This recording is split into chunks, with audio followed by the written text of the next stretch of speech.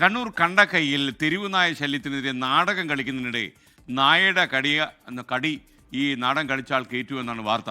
നാടകപ്രവർത്തകൻ P രാധാകൃഷ്ണനാണ് കടിയേറ്റത്. കണ്ണൂരിൽ നിന്ന് അരുൺ പൂപ്പറമ്പ് വിവരങ്ങളുമായി ചേരും. എന്നാലും ഇങ്ങനൊരു ദുര്യോഗം പ്രതീക്ഷിച്ചില്ല.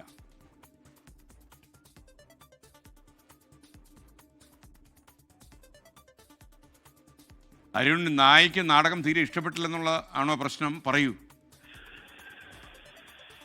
SKN കണ്ണൂർ മയിൽ കണ്ടക്കയിലാണ്. അവിടെ ഒരു വായനശാലയുടെ ഭാഗമായാണ് ഈ തെരുവുനായ ശല്യത്തിനെതിരെ ഈ ഏകാംഗ നാടകം അവതരിപ്പിച്ചത്. നാടക പ്രവർത്തകനായിട്ടുള്ള പി രാധാകൃഷ്ണനാണ് ഈ നാടകം അവതരിപ്പിച്ചത്.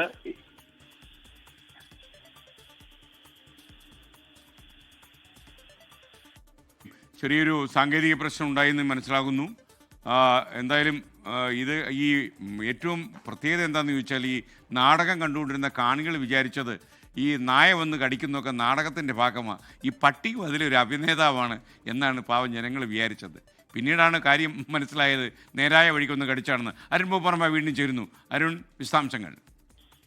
SKN അവിടെ ഒരു വായനശാലയുടെ ഭാഗമായിട്ടാണ് ഈ തെരുവുനായ ശല്യമുള്ള ഒരു ബോധവൽക്കരണം എന്ന നിലയിൽ ഈ ഏകാംഗ നാടകം അവതരിപ്പിച്ചത്. നാടക പ്രവർത്തകനായിട്ടുള്ള പി രാധാകൃഷ്ണനാണ്. അദ്ദേഹത്തിന്റെ 7ാമത്തെ വേദിയാണിത്. അവിടെ നാടകം അവതരിപ്പിച്ചുകൊണ്ടിരിക്കുന്ന സമയത്ത്, അതായത് ഒരു കുട്ടിക്ക് തെരുവുനായുടെ കടിയേൽക്കുന്ന ഭാഗമാണ് അഭിനയിക്കുന്നത്. ആ സമയത്താണ് പെട്ടെന്ന് ആ ഒരു വായനശാലയുടെ നമുക്ക് കാണാം, ഒരു വരാന്തയിൽ തന്നെയാണ് ആ വേദി ഒരുക്കിയിട്ടുള്ളത്. അവിടേക്ക് ഒരു തെരുവുനായ വന്ന് ആ നാടകം അവതരിപ്പിക്കുന്ന ഘട്ടത്തിൽ തന്നെ ഈ പി രാധാകൃഷ്ണനെ ആ തെരുവുനായ കടിക്കുകയാണ്. കാലിലാണ് കടിച്ചത്. ആദ്യം ആർക്കും ഇത് മനസ്സിലായില്ല, ഇത് നാടകത്തിന്റെ ഭാഗമാണെന്നൊക്കെയാണ് ഈ കണ്ടുകൊണ്ടിരുന്നവർ കരുതിയത്. പിന്നീട് ഇത് കഴിഞ്ഞ ഉടൻ തന്നെ ഈ രാധാകൃഷ്ണൻ തേടി പിന്നീടാണ് ആൾക്കാർക്കിത് മനസ്സിലായത്. ഇത് ശരിക്കും തെരുവുനായ അവിടെ വന്ന് രാധാകൃഷ്ണനെ കടിച്ചതാണെന്നുള്ള കാര്യം പിന്നീടാണ് ആൾക്കാർക്ക് മനസ്സിലായത്.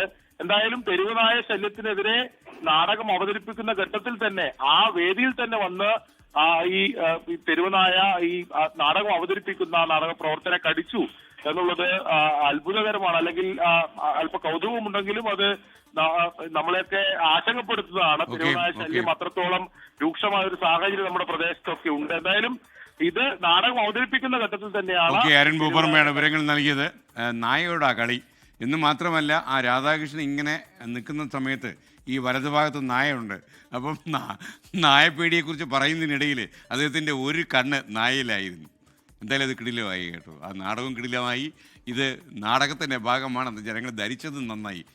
ലോകത്തെവിടെയായാലും ഏത് സമയത്തും 24 വാർത്തകളും ഓഗ്മെന്റഡ് റിയാലിറ്റി പാക്കേജുകളും എക്സ്പ്ലെയിനറുകളും വിശദമായി കാണാൻ ഞങ്ങളുടെ യൂട്യൂബ് ചാനൽ നിങ്ങൾക്ക് സബ്സ്ക്രൈബ് ചെയ്യാം.